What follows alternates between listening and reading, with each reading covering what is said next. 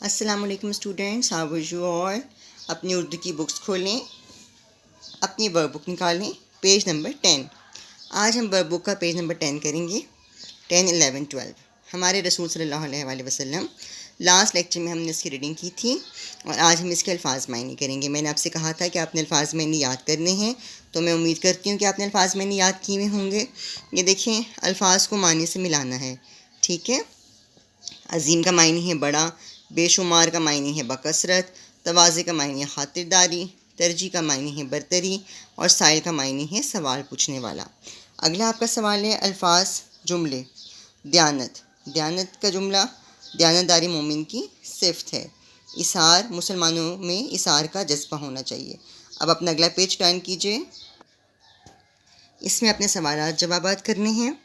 انفرادی کام، انفرادی کام ہوتا ہے جو آپ نے خود کرنا ہوتا ہے اپنے طور پہ۔ آپ صلی اللہ علیہ وآلہ وسلم کو اللہ تعالیٰ نے بے شمار خوبیاں عطا کی تھیں۔ سبق پڑھنے کے بعد حضور صلی اللہ علیہ وآلہ وسلم کی سیرت سے متعلق جو باتیں آپ کے سامنے ہیں ان کو لکھیں، ٹھیک ہے۔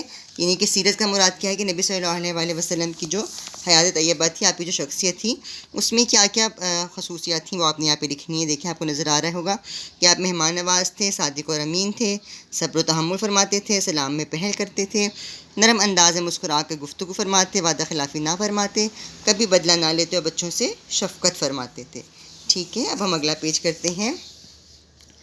دوستوں سے سب اچھے سلوک کرتے ہیں، لیکن دشمنوں سے بھی حسن اخلاق سے پیش آتے تھے آپ صلی اللہ علیہ وآلہ وسلم۔ اگر آپ بھی ایسا کریں گے تو اس کا کیا نتیجہ ہوگا؟ یہ آئینہ عمل ہے۔ آئینہ عمل کے بارے میں نے آپ کو بتایا تھا نا، آئینہ عمل کیا ہوتا ہے؟ آئینہ عمل سے مراد ہوتا ہے وہ کام جس کے اوپر آپ عمل کر سکیں۔ آپ نے اپنا انالیسس خود کرنا ہوتا ہے، اپنے آپ کو دیکھنا ہوتا ہے کہ اچھا ہم کسی کی آئینے، کسی کی شخصیت میں ہم اپنے آپ کو دیکھیں کہ اگر جیسا اس شخص نے کیا ہے، اگر وہ ہم بھی کریں، اس کے اوپر ہم بھی عمل کریں تو ہمیں کیا اس کا رزلٹ ملے گا۔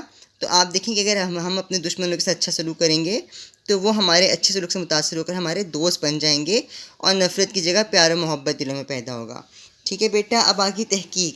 تحقیق کا مطلب کیا ہوتا ہے؟ ریسرچ کرنا، کسی چیز کے بارے میں سوچنا، ڈیفائن کرنا، اس کو اچھی طرح دیکھنا کہ بھی اچھا اس چیز میں کیا بات شامل ہے۔ اب دیکھیں، جیسے کہ لڑتے تھے عربی قبیلے رات دن، باہم انہیں بھائی بنایا آپ صلی اللہ علیہ وآلہ وسلم نے، ٹھیک ہے۔ اس شعر کا تعلق حضور صلی اللہ علیہ وآلہ وسلم کی زندگی کے ایک واقعے سے ہے۔ وہ آپ نے جو ہے، میں آپ کو اس کا میسج سینڈ کر دوں گی، پکچر سینڈ کر دوں گی، ٹھیک ہے، اور وہ آپ نے اس کو بھی آپ نے کرنا ہے، ٹھیک ہے۔ یہ سارا آپ کا آج کا کام ہے، اس کو آپ نے لکھنا بھی ہے اور اچھے سے یاد بھی کرنا ہے۔ Thank you so much.